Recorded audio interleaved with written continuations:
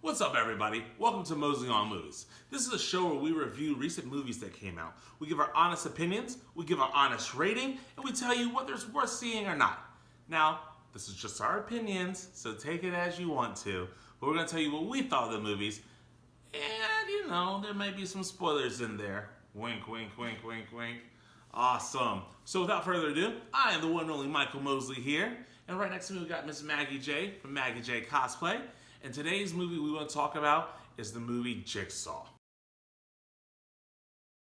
You know what? I liked this movie. I thought it was very interesting. It was a no-brainer watcher. It was a very simple to follow, good old-fashioned, gory, right or wrong, what do you choose, live or die kind of movie. And for that, I give it an 8. I think it was a fantastic, fantastic addition to the Saw movies. What about you, Maggie? I honestly give it like a solid 10. Solid 10. Solid 10. So you think like this is the movie? It like banned up everything of Saw. Like it just like gave it a whole new like name. Okay. Like it was, I think it was one of the most like intense Saws there is.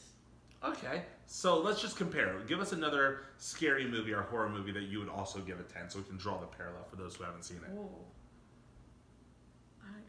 I would probably say the Shining, not the Jack Nicholson one, but the other one. The new one? Mm-hmm. Yeah, the 97.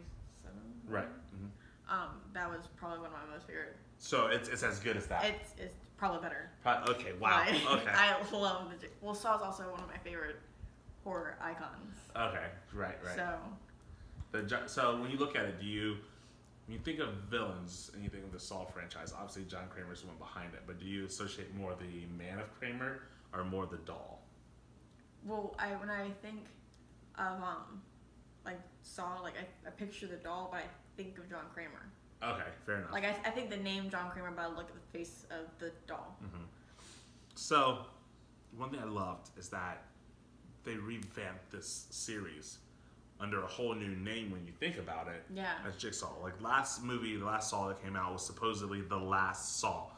And in theory, it was the very last Saw. Mm-hmm. The new one picked up with Jigsaw. So in a sense, it's its own different franchise. Like it's going in its own direction. And I love that. I love because it's a whole new story. It's a revamping. It's now someone else who has the mindset of John Kramer, but now we also see that instead of the one thing that made John Kramer so fascinating was he was a man trying to literally teach bad people how to be better in the most effed up kind of ways. And if they didn't learn, they died. They died, right. But this guy, I don't think he has the compassion. The fact that he's a former military guy who has these relapse episodes, I think that that's going to also change the course, because now it's no longer this moral situation. Now you have someone who actually has the true potential to be just a deranged serial killer. I think he'd definitely be a serial killer Right. because like he did like well, even though I'm thinking of Jigsaw's game, like he literally like didn't leave anybody to have a chance to live, because like those two, the one that even like survived it, like because the girl shot it and then it flipped back on her, like he still died. Right. Exactly. And then like whenever they showed the very ending and he was like, well, you're gonna die anyway, to the police guy. Right, you're right. And so he was just like, well, I'm sorry, I don't like you, like Right. you ruined my life.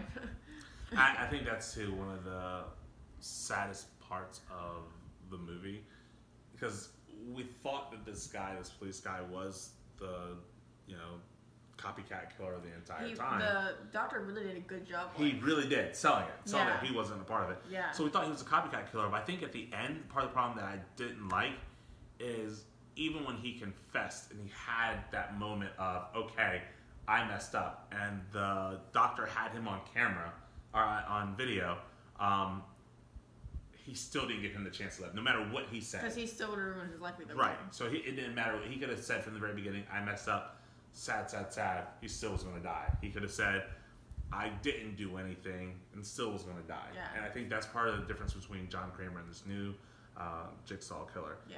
Was the fact that John Kramer, if you admitted and you essentially repented for what you've done, it seemed as if you had a chance to get out. There was always a chance to win the game. Yeah. Even if it was the most crazy effed up, ways and means necessary. Or just luck or what it was, but there's always a chance to win. Yeah.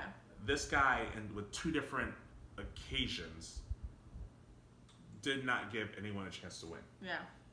Like, they were going to die no matter what.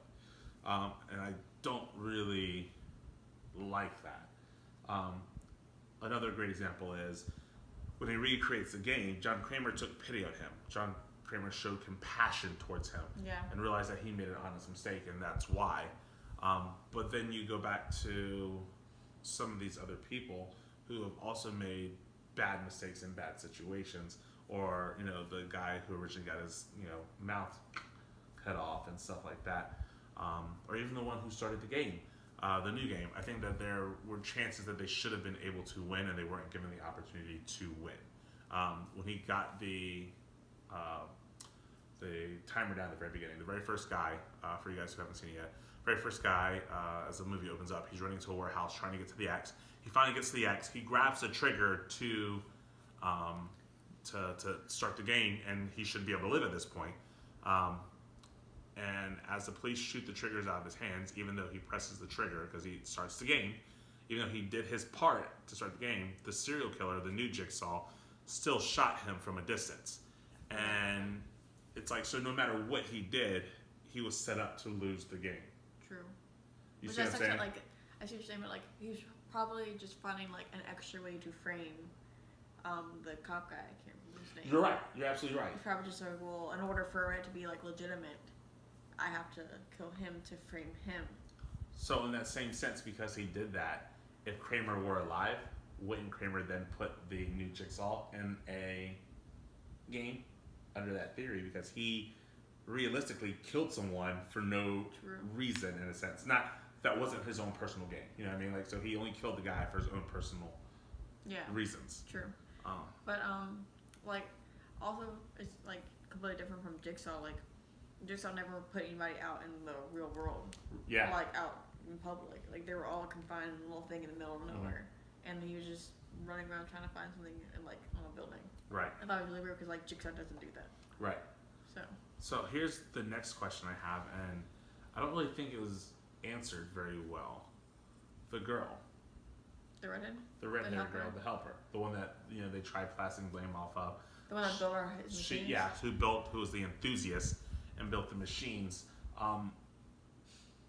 They didn't really answer very well what happened to her at the very end. Yeah, because she just went out to the cops and was like, hey. Right. Yeah. And I get think the they whole kind of just framing. like, I think they kind of just like let it like be open in case he wanted to make another one. Right, yeah. Because he was like, well, now she's my alibi. Right. So like they know that, you know, maybe you just lost the game because she's gonna believe that I wasn't right. She's gonna think you were. Killer. Right. And he did set him up for incredibly well. So you're right about that. So, but in case they do want to make another one, they probably left it open for that reason. Absolutely. Real fast for you guys. Do we think this movie should be a date night movie? I 100% say yes. Thumbs up. It's way thumbs 100%. way up. Especially if they like horror. Yeah, especially if they like horror. It's fantastic. I want to talk about one other thing that I really loved. I love the echoing, again, as I said before, of the first one and the last one. If you remember how the first Saw ended, it's with John Kramer slamming the door shut. Oh, right? Oh, and he did that same thing. And he did the same exact thing, sliding door style, slams the door shut on the guy who happens to have had his leg cut off, which is interesting because in the first Saw, the doctor there happened to have his leg cut off. Actually, he didn't close it on that guy. He closed it on the one that was still trained up to the thing. Oh, yeah. Sorry, yeah. This is at the very end of the movie. You're talking about the neck piece. You're right. Yeah, because he went... Because I'm pretty sure, like, in the next movie, or the one before that, Dr. Lawrence, is that what it is? Okay. Lawrence, I think his name is, was in the hallway, and they came out, and he was still, like, incredibly alive. I don't know how long on, but he was in the hallway, because he was trying to... You're right, crawl out. Away. You're right. The first Saw was just so good. Whenever he did that, the sliding door, like, I love Saw so much. It made me really happy. It was paying homage to that first. Well, because when I first saw a Saw commercial, it ended with John Kramer sliding that door closed. That's what made me really want to go see it. Right. So to see it again made me really happy. Right. Absolutely. Absolutely. So overall, I really like this movie. I want to talk a little bit about the technical aspects. I love the lighting, the setting, as simple as the cutscenes and the angles of which the cameras were focused. The whole thing was just brilliantly done. It's fantastic. It's a beautiful movie. The use of colors, though, I can't emphasize this enough. In the barn, the oranges and yellows of the lights, and just the contrasting of the actual outfits that the people were wearing, it was just beautiful. It was like watching a painting at certain aspects of it. It was just so well put together. I loved it. I thought the movie was really good. So, like I said, I give it a solid 8. Mag gives it a solid 10. That's our opinions. Hey, if you like it and you agree with us, awesome. Feel free to leave comments. If you didn't like it, put it down in the bottom. Tell us in the comments why you didn't like it. We'd love to hear your responses. Guys, we're going to keep doing these as new movies come out, just tossing our personal opinions and things of that nature. Hope you guys all enjoyed this, because I know we enjoyed watching the movie and also enjoyed talking about it, obviously. And if you guys, did enjoy, like, subscribe, tell your friends, tell your family, tell your friends' family, let everybody you know about what we're doing here. We're just a bunch of nerds trying to have some fun and share some knowledge and, maybe start some conversations. So with all that being said, until next time, sit back, relax, enjoy your lives, and as always, cosplay on.